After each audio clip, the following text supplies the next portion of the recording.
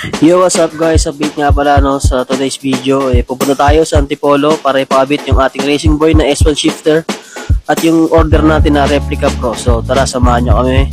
Medyo malayo itong biyahe from North Caloocan to Antipolo guys. Tapos magtatanghali pa, mainit no. So tara, let's go!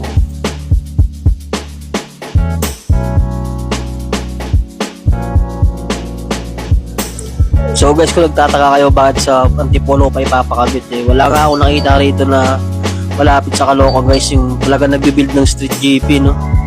Hindi ko alam kung merong community dito sa North Caloocan o sa Valenzuela malapit, pero wala akong nakikita. So nakita ko si Bossing sa page, sa group lang no, na gumagawa siya ng mga ganyang build ng street GP no. Nag-headlist din siya, nag-depend ng manubela. So tara, sunod ko na agad si Bossing para magpa-schedule sa kanya para ipagawa tong motor natin na si Akira. So ito nga pala guys, malapit na tayo. Dito na tayo sa Marikina. So ito na nga yung SM Marikina. Yan, so malapit-lapit na tayo sa Antipolo guys. Medyo mahit lang yung biyahe kasi magtatanghali na, kaya medyo hataw tayo magpatakbo ngayon guys no. So ito. Medyo nagugutom na nga rin tayo no kasi magtatanghalian na rin. So maghanap muna tayo siguro ng mga stopovera natin na makakainan guys no. Para dire-diretso na yung papakabit natin, so di na tayo magugutom pag nandun na kinakabit kasi baka matagal-tagal din ang kabitan nito eh. So maghanap lang tayo dito guys na pwedeng kainan natin. At may nakita nga kami dito na malapit to KFC. So tara, parking muna natin then kain muna tayo no. Para nga di tayo magutom sa biyahe kasi total magtatanghalian naman din. So tara, pasok tayo, kain muna tayo guys.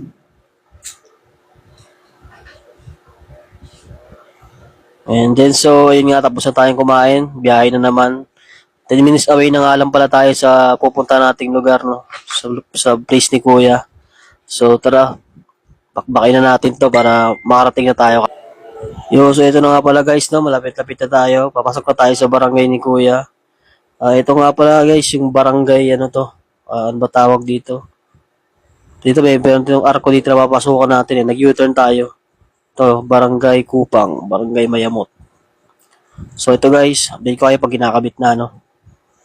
Yan, ito na nga, nakabaklasan ni Kuya yung lahat ng putres, lahat ng lagay ng preno. So ito, kinabit niya na yung shifter natin guys. Pinabinda nga rin pala natin yung manobela natin no, aangas no. Angas na ng tindig. So, ayun, dumating na yung order natin ng Replica Pro.